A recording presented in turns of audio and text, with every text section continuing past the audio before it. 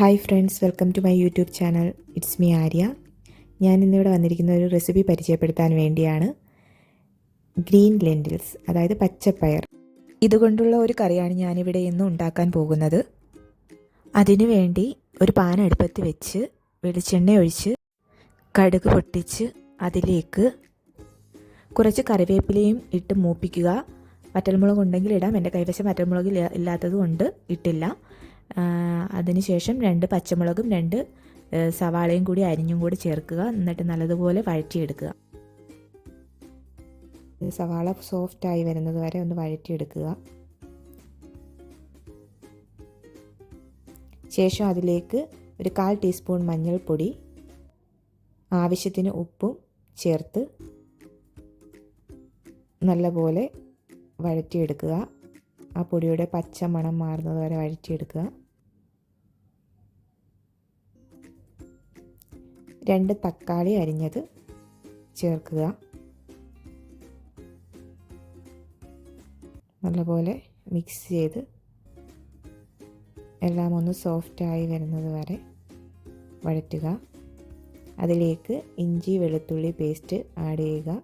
കുറച്ച് ഗരം മസാല, ഒരു 1/4 ടീസ്പൂണോളം ഗരം മസാല, ആവശ്യത്തിന് മുളക് പൊടിയും കൂടെ ചേർത്ത് വഴറ്റിയതിന് ശേഷം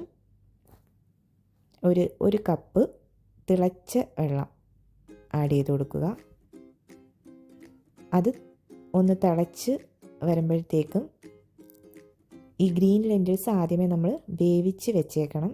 വേവിച്ച് ഒരു കുക്കർ നമുക്കിപ്പോൾ തലേന്ന് കുതിർത്ത് വെച്ചിരുന്ന ഒരു 2-3 വിസിലോടുകൂടി വെന്ത് കിട്ടും. അതല്ല കുതിർക്കാതെ വെക്കുവാണെങ്കിൽ 4-5 വിസിൽ കേൾപ്പിക്കുമ്പോഴത്തേക്കും നമുക്ക് വെന്ത് കിട്ടും. എന്നിട്ട് നമ്മൾ ഈ വേവിച്ച ഗ്രീൻ ലെൻറ്റിൽസ് ഇതിലേക്ക് ഇട്ട് കൊടുക്കുക. ഇട്ട് കൊടുത്ത് മിക്സ് ചെയ്തതിന് ശേഷം ഒന്ന് തിളപ്പിച്ചതിന് ശേഷം അരിഞ്ഞു വെച്ചിരിക്കുന്ന മല്ലിയില ഒന്ന് ഇട്ട് കൊടുക്കുക. മല്ലിയില ഇട്ടതിന് ശേഷം ഒരുപാടിട്ട് തിളപ്പിക്കേണ്ട ആവശ്യമില്ല. ഒന്ന് മിക്സ് ചെയ്തതിന് ശേഷം തീ ഓഫ് ആക്കേണ്ടതാണ്.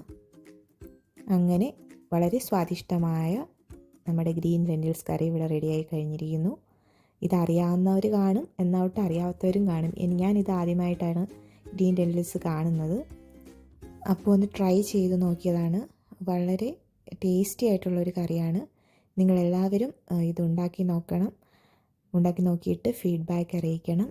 എൻ്റെ വീഡിയോ ഇഷ്ടമായെങ്കിൽ എൻ്റെ ചാനൽ സബ്സ്ക്രൈബ് ചെയ്യണം, ലൈക്ക് ചെയ്യണം, കമൻറ്റ് ചെയ്യണം. Thank you.